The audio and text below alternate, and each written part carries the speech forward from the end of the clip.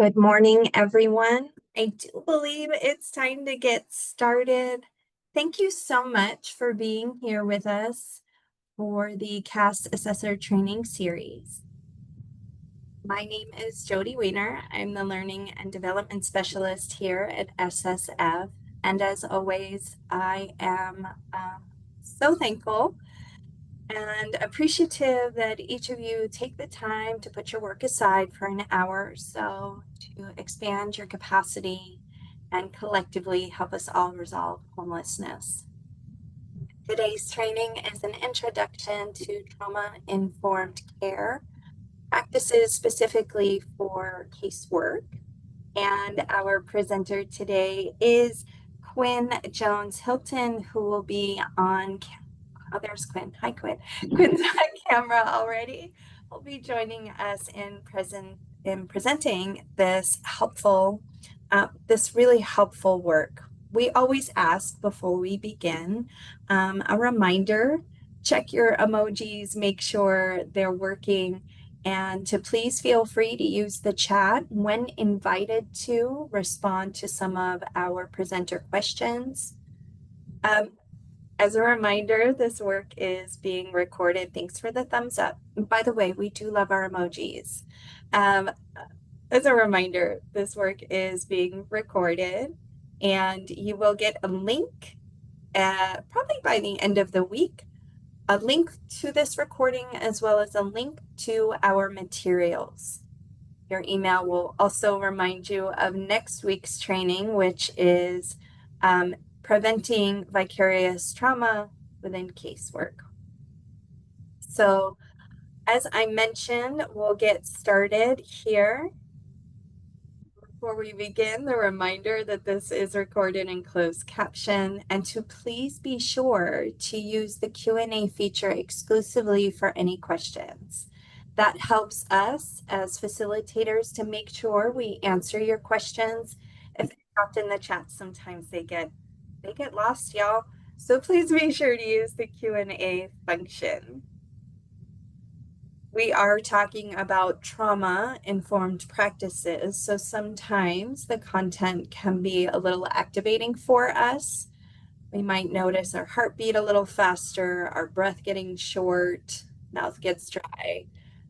If you start to notice yourself disconnecting from the webinar, please feel free to get up, move around, step away, and then come back when you're ready. Today we get to talk about and explain the concept of trauma and its impact on individuals, including us as well as clients, and how to strengthen connection through empathetic and informed interactions, and how to actually apply trauma-informed care practices and principles into casework. And with that, I'm going to turn it over to Hey, thank you, Jody, and thank you everyone else for coming out this morning. The first question that I would like to ask you all is just how would you define trauma, and also just in relationship to uh, what you would be experiencing in your daily work as a caseworker for folks. So you can feel free to use the chat function to answer, and I can kind of just answer those as they come in.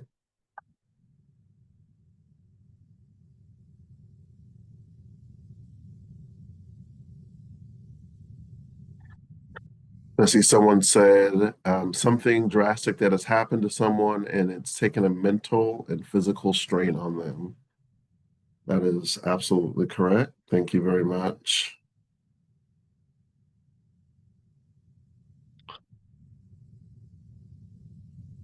A stressful, disturbing experience that can have a mental toll even after physically recovering. Trauma is when something is hard and overwhelming happens that shakes your sense of safety and leaves a lasting impact on how you feel, think, and cope. That is a great answer. Another one is an event or action that is against you or you do not feel like you can navigate or process. That is very true. All those are very, very good answers, very great answers. And there is a little bit of new, and I think that it also captures a lot of the nuances that happens to it. I think we can go to the next slide. Okay. So Maya Angelou in trauma is a nervous system dysregulating event, a series of events, or a set of circumstances that has lasting impacts. And Maya Angelou said, I can be changed by what happens to me, but I refuse to be reduced by it. And I think, this really goes back to um, the, they're just using resilience as a way to dealing with trauma and addressing trauma. Um, there's another great comment that I like to highlight. Life situations that are stressful, causing a disconnect and having an impact on everything going forward. I think that very much captures that. Next slide, please. And so the next is defining trauma. And the first one is shock trauma. And it is a one-time event that can overwhelm your nervous system, leaving you unable to process the emotional impact until a later time. And this is referred to as the big T. And so some examples of this is abuse, any kind of abuse, living with a family member with a physical mental condition or substance abuse, experiencing DV, chronic poverty and racism, discrimination and oppression, violence in the community, war, terrorism, and living through natural disaster or other periods of stress, including like the COVID pandemic. Next slide, please. And then the next one is going to be developmental. And so developmental, this is more about long time exposure to traumatic environments, usually occurring in childhood, and it can be misattuned attunement of the child relationship, the child parent relationship, and can affect a person's emotional, social, or cognitive development. This is the little t. And this is kind of like little traumas that have a lasting effect or unresolved that um, that aren't necessarily as overt as the big T. Um, Little T's can be like, while they're not necessarily like life threatening or even there's no real physical necessarily physical harm, but on a more emotional level, dealing with a spouse who's been unfaithful, getting fired from a job, the passing of a pet, or you're not having your needs met as a young child. And so these are things that um, would anyone like to provide examples of any other developmental traumas that have happened over a long time through long-term exposure that could lead to trauma?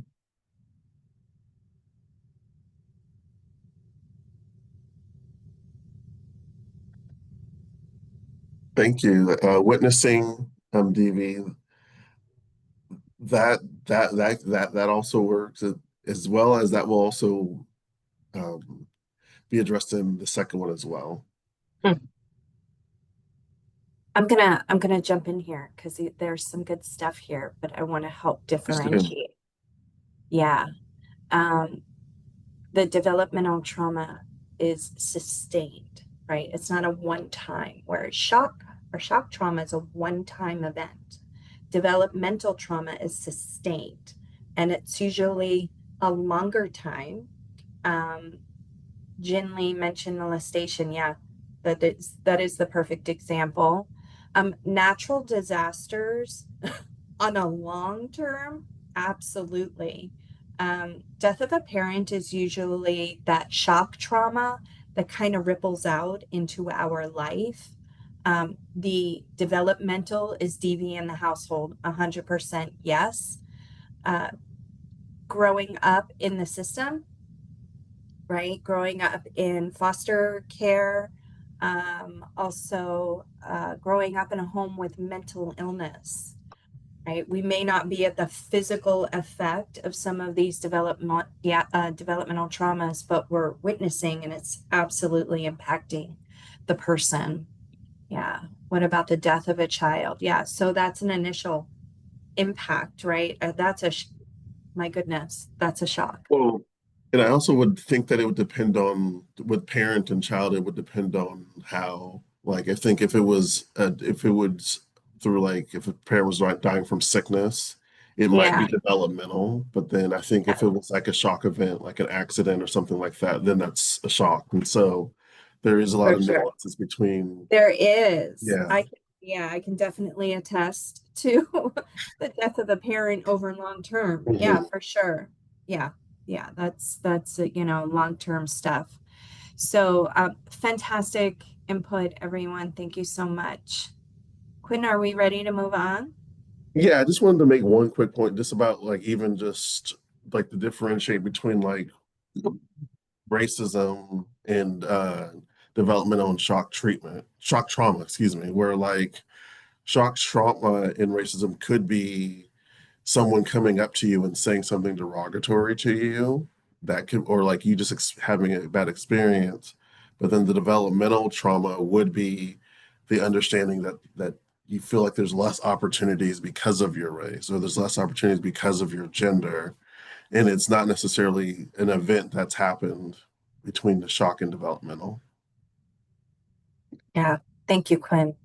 Excellent addition. Yeah, thank you. Secondary trauma is the result of exposure to the details of someone else's trauma, causing a traumatic reaction, stress reaction, even though the trauma never happened to you directly. And so this is a bit of a sneaky one because it's very similar to vicarious trauma. But again, it's kind of the same difference where when someone tells you something traumatic, that has a traumatic effect on you, where the difference is vicarious trauma is you're working in an industry where you're constantly exposed to it and then over time.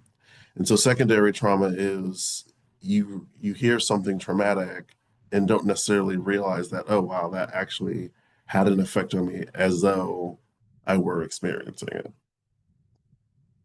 Jody, did you have anything you want to add to that? No. Okay.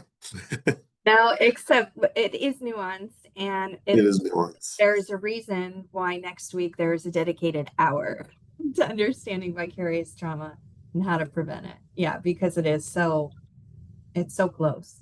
Yeah, thank you. Yeah. And so then a vicarious trauma refers to it to changes in a person's beliefs, worldview, and emotional responses that are a result from repeated exposures to traumatic material. And so again, this really addresses just people who work in with folks who are experiencing homelessness, people who work with folks who are incarcerated, people who work in mental health. It is I think it's almost inconceivable to say that like most folks are going to experience some type of shift and change in their worldview by the continuing being exposed to other folks' trauma. And so it's just really recognizing that, but then also being able to, I guess, have that perspective to say, okay, I have to, set up the proper boundaries to protect my own self, um, but also being able to also serve the community and perform and to also help folks who are dealing with something traumatic. And I think in HBS, we kind of go over the difference between sympathy and empathy, where, Sympathy is feeling sorry for someone. Empathy is saying, I understand what you're going through. You know, what is the next step for you? How can I help you along this journey and help in your process? Thank you. Housing problem solving. Did you have anything else to add to that, Jody? All Tune right, in next. next week. We do. No, seriously, I try to keep this as lighthearted as possible, especially when we're talking about trauma, right? Next week is a full hour dedicated to how to recognize because it is sneaky, y'all. It is so sneaky, the impacts and like how we actually, and I say we, as people working within the homeless response system and other folks that are on the front lines, right? First responders too. Vicarious trauma is sneaky. We don't recognize it until someone gives you a checklist and says, are you feeling this, this, and this? Guess what? Here's some tools for you, right? So that's what's coming next week. And I highly recommend attending that one, even if you've attended it before, because oftentimes new symptoms may show up between our 3 weeks or 3 months of doing this work, right? So that's my extra addition. Thanks for asking, Quinn. Mhm. Yeah, we'll move along. Generational trauma. And so this is widespread trauma that affects an entire culture and it influences generations of the culture beyond those who experience it directly.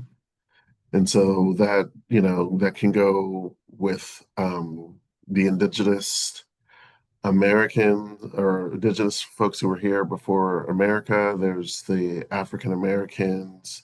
There is what happened to Latin America, the colonialization of Latin America.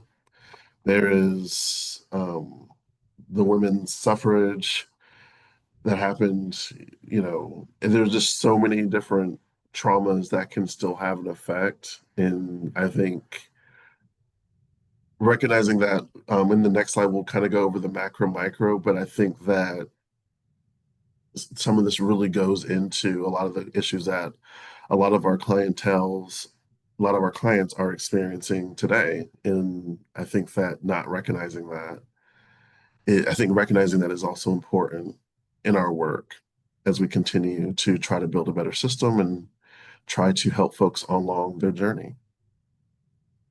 Next slide, please. And so from a micro macro, we look at individual trauma, which covers just individual experience, but then we also have to consider the individuals experiencing, but then there's also just the family unit. And so that's, the potential for shock trauma. Then there's the secondary trauma. And then the group trauma is, similar to like your neighborhood and the area that you live in. And then the fourth one is going to be the community. And that is going to be just the different sets of traumas that, if you are, if you grew up in a poor family and there's a lot of dysfunction, the surrounding areas, your worldview is going to be skewed by that. And then if you grew up in a community where you don't feel like there's lots of opportunities, there's lots of growth, that can also lead to a trauma. And then when you leave your community and you kind of have a wider scope, and we're dealing with folks who are dealing not only with experiencing homelessness, but have experienced like extreme poverty over an extended time, with dealing with generational wealth, racial wealth, and all these different things. This creates a huge, I mean, not a huge hope, but it creates a system where there are many points to experiencing different traumas, in that it affects people on a different level, where on different levels where it's not only the individual, but it's also the family, the groups, and on a mass on a higher level where they're they spend so much time with folks who have only experienced um, homelessness that, you know, having to, I guess, relate to um, having to see themselves other than experiencing homelessness. Sometimes we have to help them navigate that and um, just understand the macro, micro levels, and what we represent is hopefully that first, sometimes it'll be that first step in just setting a seed to journey out, or sometimes we will be the ones who will be totally focused on ending this crisis. And so not allowing them to just be defined by their trauma, but also understanding the many layers that they are experiencing. Jody, did you have anything to add? All right, awesome. And So so with thank you. so with all that, um, what type of trauma do you see most in your casework?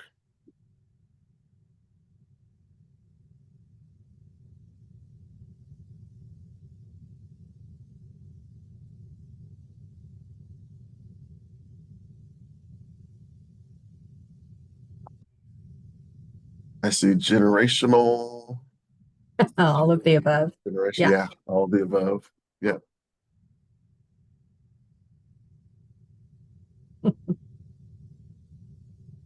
Yeah. All of it.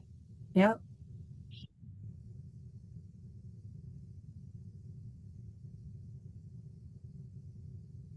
I like that one when seeing clients as days go by, I am learning that I have to peel the onion, but mostly generational shock individual. Absolutely. Right. Because poverty, right? Yeah. Hmm. I mean, that is a cycle that is a hard one to break and can be seen as generational for sure. Yeah. Thank you for the responses, everybody. Yeah. Thank you very much.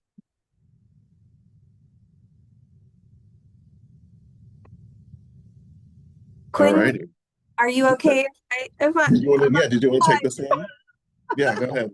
I was going to ask if you wanted to take this one. yeah, give you a break. So, what trauma looks like, I often call it the four F's. And when we're talking about what it looks like, we're talking about behaviors that we may observe in clients, coworkers, um, outside of our workspace, right? So, what we're not going to do is read this off. Um, line by line, but I think the four F's really kind of summarize it best. We've got fight, flight, freeze, and fawn.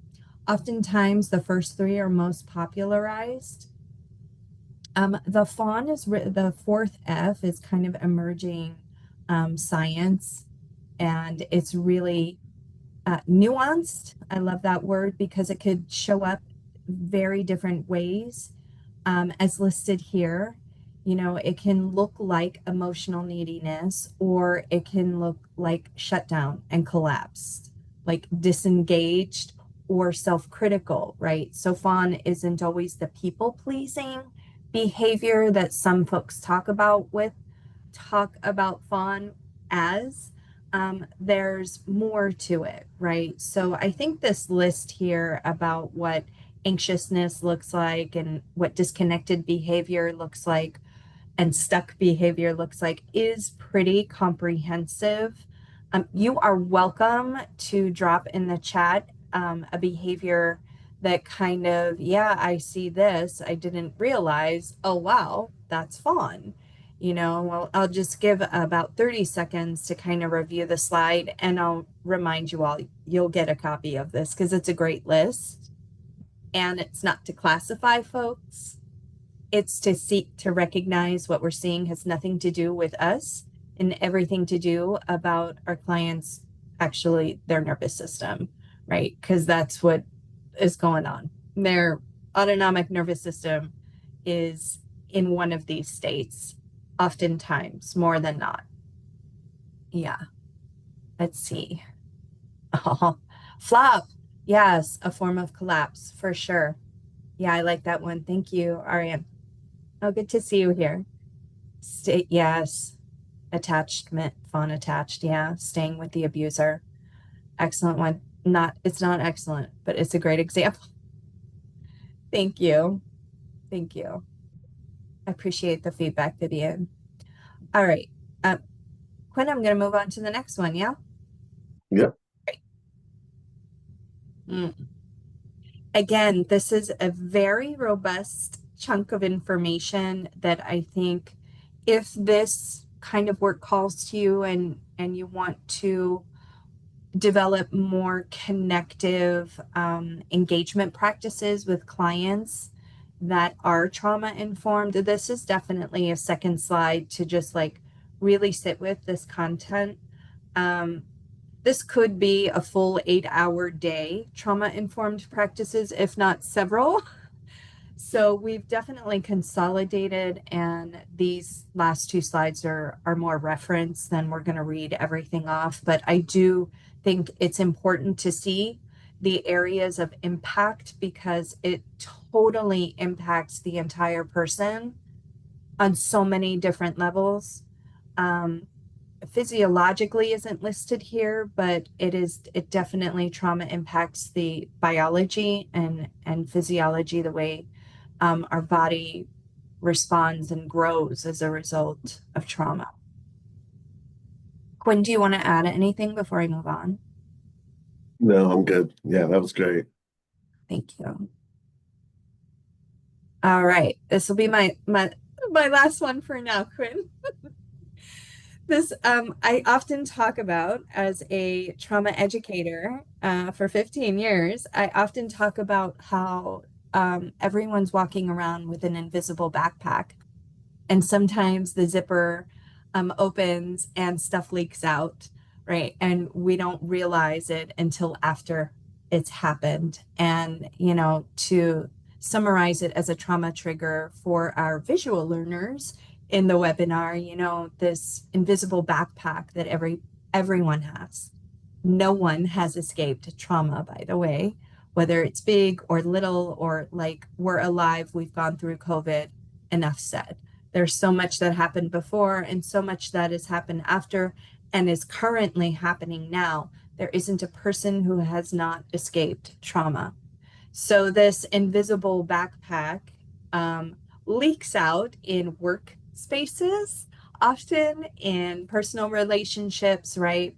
And for you in casework, this is really just a reminder that when there's behavior that is very reflective of the last couple of slides, that you're like, oh, okay, what I'm witnessing has nothing to do with me.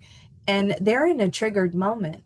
And if your client's in a triggered moment, working collectively and collaborative with them at that time is near impossible because their cognitive, um, conscious thought process has gone out of the way and they are now in a survival mode. Those will come back to the 4 F's.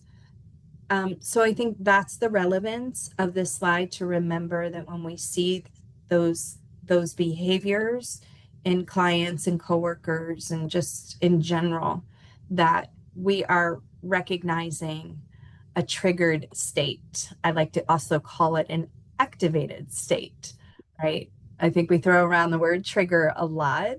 So I just want to remind y'all, like, I don't know about you, but my backpack's bulging. The more each day, right? Like, okay, we'll just tuck that away. We'll tuck that away. And sometimes, I got to check my zipper and I do my best to empty it out, but it still shows up. So it's always that a trauma trigger is always happening, involves your senses, and is happening on an unconscious level. The unconscious level. I don't want to say it's always happening, but it is happening on an unconscious level. Yeah. All right. So we're going to watch a short video about the importance of providing trauma-informed care.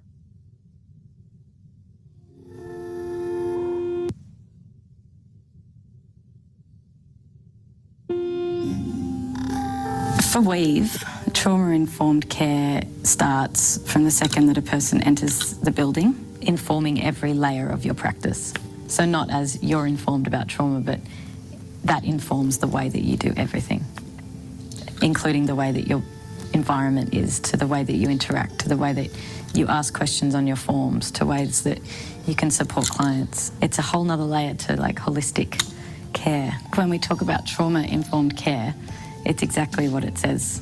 You're caring for someone or for a community, and it's being informed by the understanding of what trauma is. I guess a common thing that is an outcome of people that have experienced trauma, especially if it's ongoing or really frequently experienced, types of things like neglect and abuse of various types, is that the person who is experiencing that trauma is left in a constant state of fear, expecting something bad to happen, and that has a lot of psychological and physiological impacts on the person for the rest of their lives. And as a social work trained counsellor, it's just common sense, or it's just, I don't know, embedded into our brains that you always work from a client-centred perspective.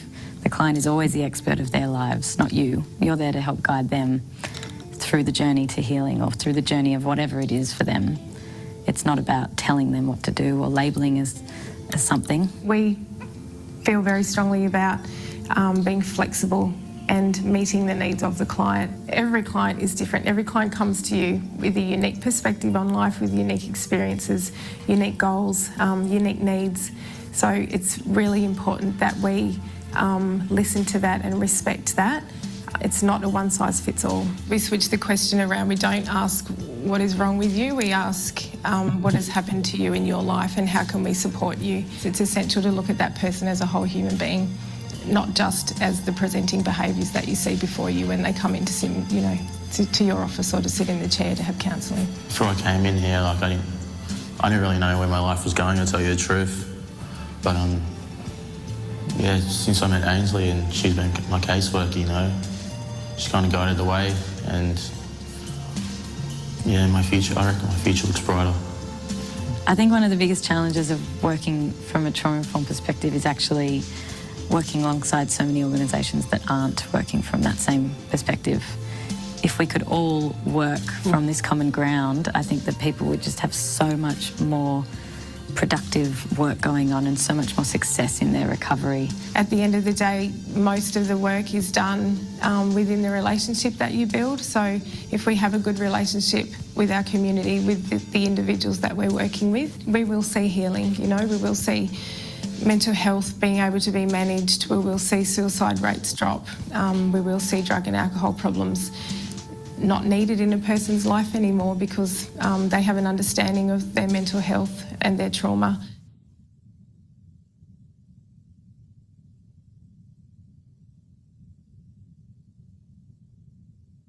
All right. Yeah, I love the video too. Good stuff. All right, Quinn.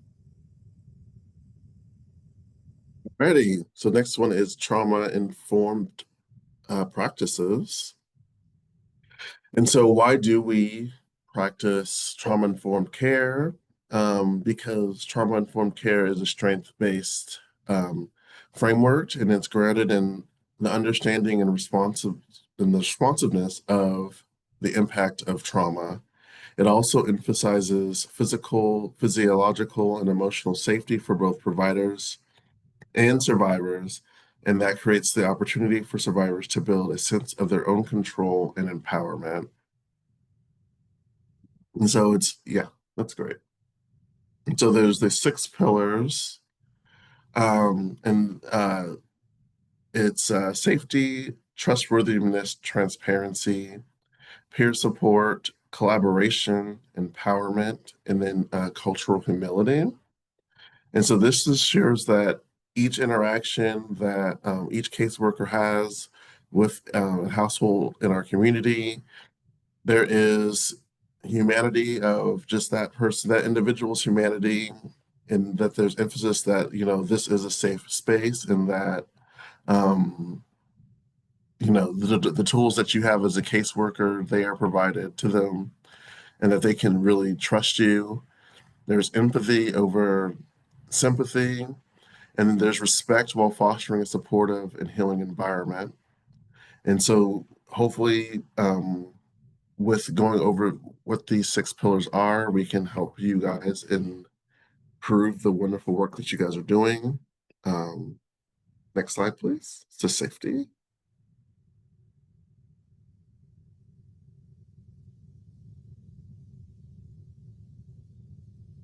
Safety. And so safety is both physical and interpersonal. It is pretty much the foundation. If a client doesn't feel safe, they're not going to engage.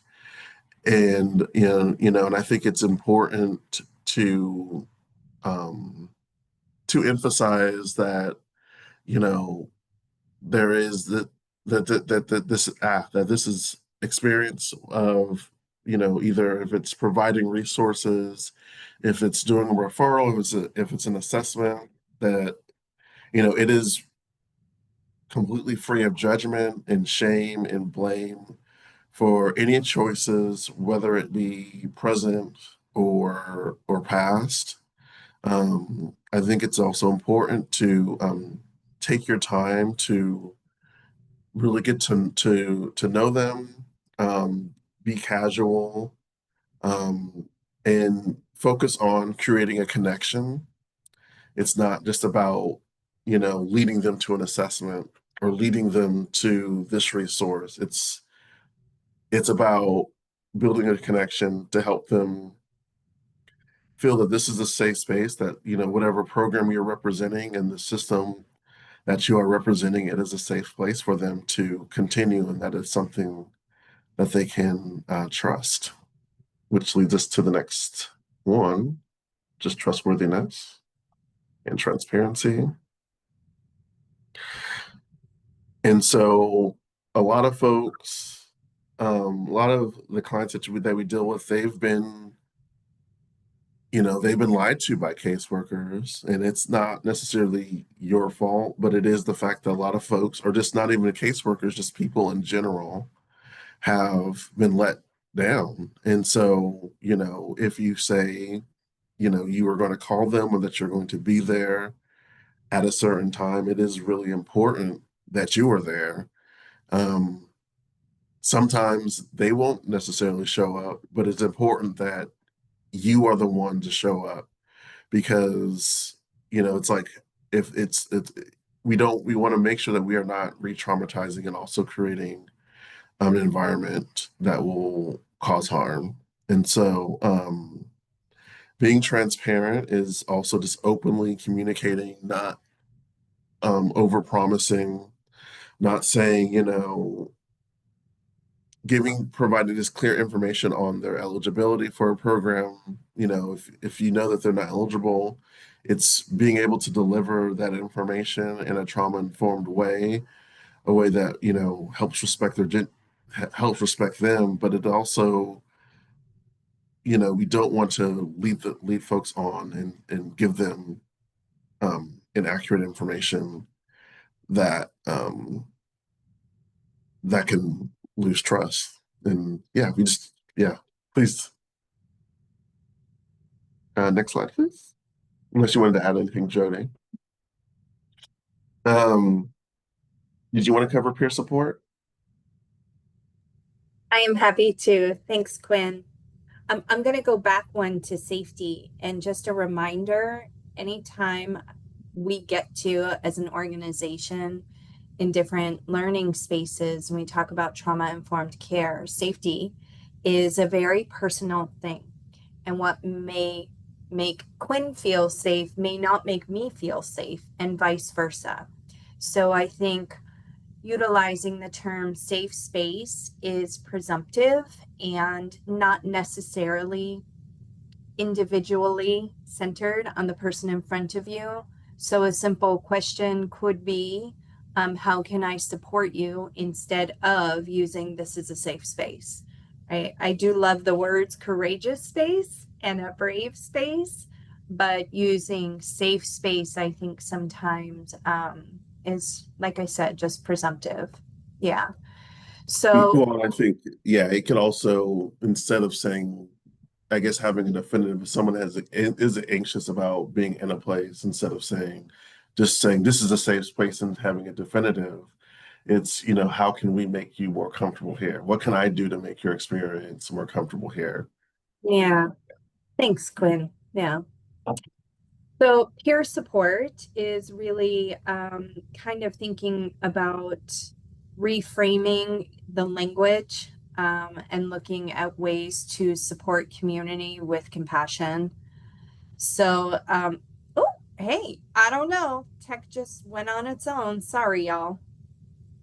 So for me, when I think about peer support as a trauma-informed care practice, I look at, is my community also, like the video said, is my community also trauma informed? Is the people that I am working with, seeking services from, are they trauma informed? Can they also meet me where I am? And as a case provider, when you're in a space that is not trauma informed, you get the opportunity to model that behavior and develop peer support as well. So I do like the example here about the instead of assuming a missed appointment means a lack of interest, recognizing it as a trauma response. I think that the peer support component can be um, personal, one on one. I see it more as a collective group. Like, how do we grow this peer support? That's one of the beautiful things about frontline collaborative learning, right? That to me is a perfect example of peer support when it comes to trauma informed care. Yeah. Now we'll move on to collaboration. Collaboration is working in partnership with your clients, right? To set goals and develop action plans that set your clients up for success, not necessarily meeting very high goals right away, all the goals all the time, the big ones, right? I also believe collaboration is involving them in decision making processes and to respect their input. As CAS assessors, you get to co-create these individualized service plans with clients. That's the perfect example of collaboration, right? And this is that practice where clients feel included and not being told what to do, like Quinn said earlier. Yeah. Quinn, anything else you want to add around collaboration? Yeah, I think, just having the perspective of, working in partnership with your client, not you are doing this for your client or on behalf of the household that you're working with, I think is just another way of having a more collaborative approach. I mean, there's obviously going to be a lot of things that you're going to be doing kind of on the back end to make sure that, referral goes through or the next step goes through. But there is also just, you know, under having that understanding that this is someone's life, this is their life, and you have your own life that you're living, and being able to have that perspective of, okay, I'm being able to just connect with this individual and helping them get to their next step more than, this is about me getting this person. Well, thank you. Did you want to do empowerment as well? Sure. I'm happy to. I am that empowering Yeah. person. So this one is like oxygen for me. If you spend any time with me, I am very focused on this one specifically. I have a major passion for empowerment because I think energy, I know energy is contagious, right? So we do the best as case workers and providers and frontline caretakers to empower clients by providing them with choices. And just that simple opportunity of choices creates this, oh, I get to be part of this. Okay, I'm in, right? It's that um, Quinn referenced it before that we cover in housing problem solving, the difference between sympathy and empathy, right? I see this as like, as that embodied. So sympathy for me separates, disconnects people, as empathy equalizes. And it's the same thing with empowerment, right? This pillar is inviting us to create moments of empathy so that we can empower collectively. For instance, allow clients to choose their own housing options. I feel like that's a like big bold underline, right? We don't tell clients, we give them choices and empower them to make a choice that fits best for their needs. Yeah, that's it. Empowerment's a simple one, right? It's Yeah. and yet it's such a strong one. Oftentimes trauma takes away our freedom of choice and really kind of dings that part of our brain and our nervous system. And we do not feel empowered. We feel disempowered. So when you have someone offering you these choices, it's like, oh, hey, thank you, right? I get to choose. This is great. Yeah. All right. Last one. Quinn, you up for it? Yeah, I think so. I also want to just add one thing about empowerment as well is just, we also want to empower, but we also, in our empowerment, we also want to be realistic and grounded in making sure that we aren't saying pie in the sky, like, let's get you a house in a couple of months. It's, let's take these small tasks towards working towards that goal. Okay, so cultural humility is the showing respects for a client's cultural background and practices and provide sensitive services by hiring staff from diverse backgrounds, offering training on cultural competence, and additionally incorporate clients' cultural traditions and value into their care plans to ensure they feel respected and understood. And, one of the things about cultural humility is that it is a continuous process. That there isn't, you know, it's a continuous process. And it's not even just for, people who aren't specific to any culture. It's everyone. And I think that, just really understanding someone's cultural background and, it comes from just some things as, space between you and an individual if you're in person. It comes from just eye contact. It comes from, speaking to them in a certain way. And so I think it's really it is really one of the more important ones. But they are really each one are important.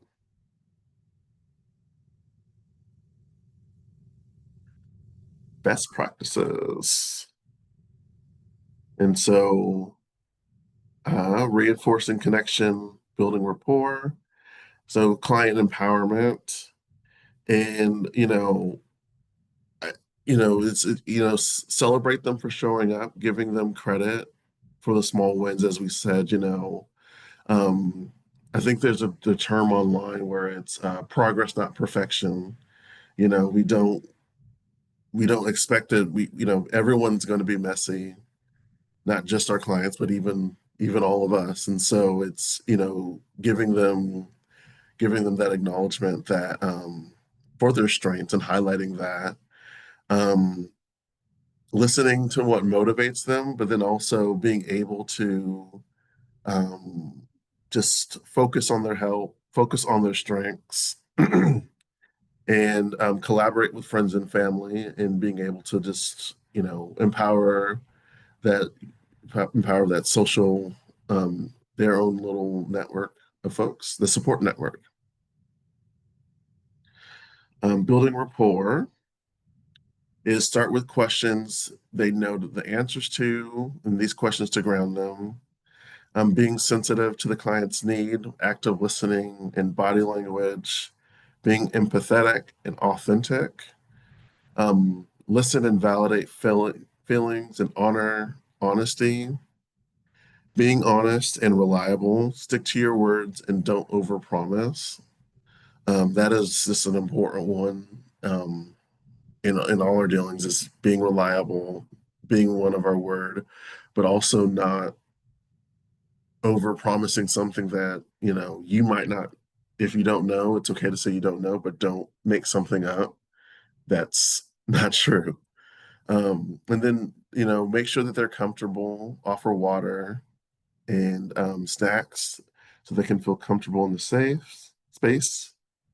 The strengths-based approach is focusing on their strengths and engage in their own process of change by instilling hope about the ultimate possibility of changing and creating a better life for themselves and their families.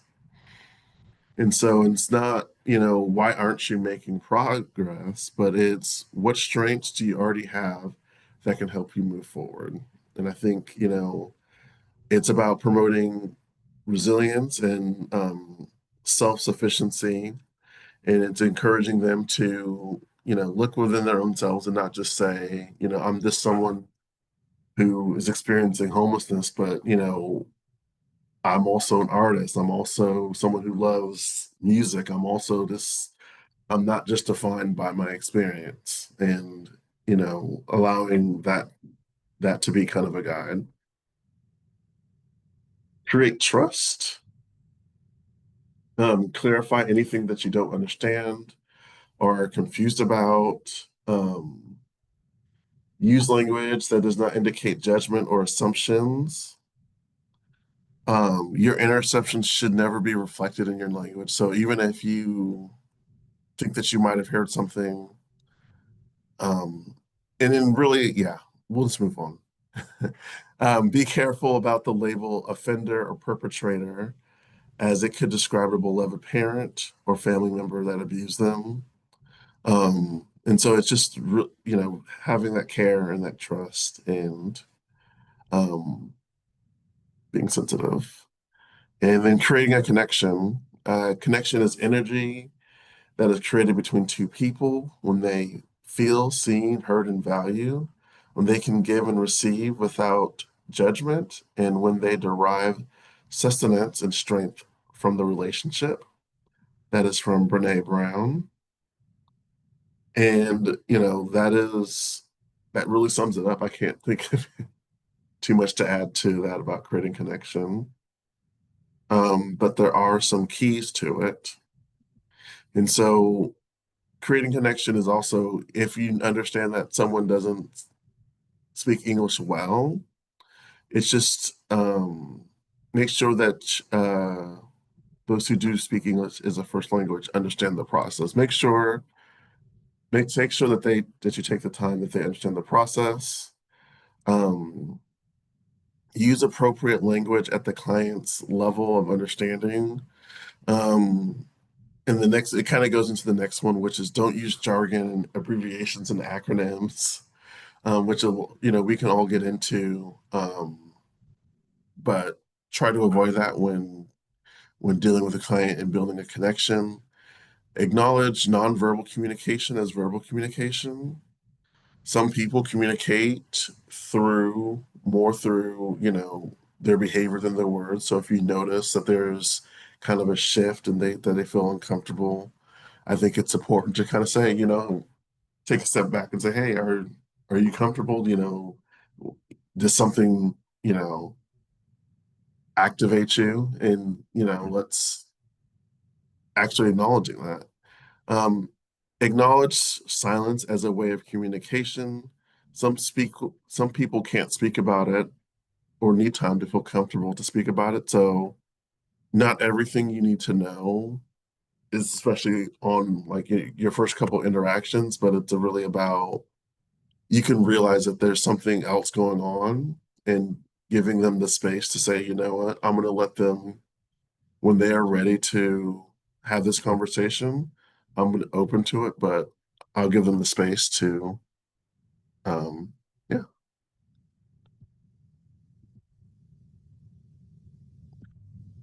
And so, too long didn't read takeaways. So, what did we learn today is understanding trauma. Trauma is a neurological response to deeply distressing events. It impacts emotional, physiological, and physical well-being. And recognizing different types of trauma affects how it affects is crucial for providing appropriate support. And then strengthening connections, empathy and trauma awareness enhances interactions. Building trust or sensitivity and understanding is essential and critical. Creating a secure environment provides opportunities for survivors and to build a sense of control and empowerment. And then how do we apply trauma-informed practices by the core principles and meeting your clients where they are with strength-based and human-centered language, and integrating these principles into case management improves care and support for all individuals. Excellent. Quinn, thank you so much. That was good stuff. I'm going to stop sharing my screen, and we've got just a couple of minutes left for anyone that is, for any questions and answers. Thanks for all the hearts, y'all. Definitely appreciate it. When will you send out the recording? The recording will be sent out hopefully by the end of the week. Thanks, Yvonne. We appreciate that. This Thank was you. this was an introduction to trauma-informed care. So I do know sometimes that people are like, oh yeah, this was a great refresher. I will remind you to please use the exit survey. We love the feedback. It helps us add our summary slides. It helps us add visual components and videos. And I read every comment and appreciate the feedback.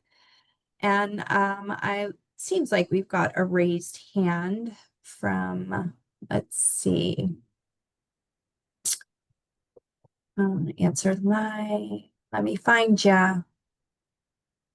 Jamie Batiste, you are welcome to speak. I did not mean to raise my hand, but thank you guys very much. This is a great refresher. Thank you. Thank you. Thank you. All right. And with that, we will end our time together.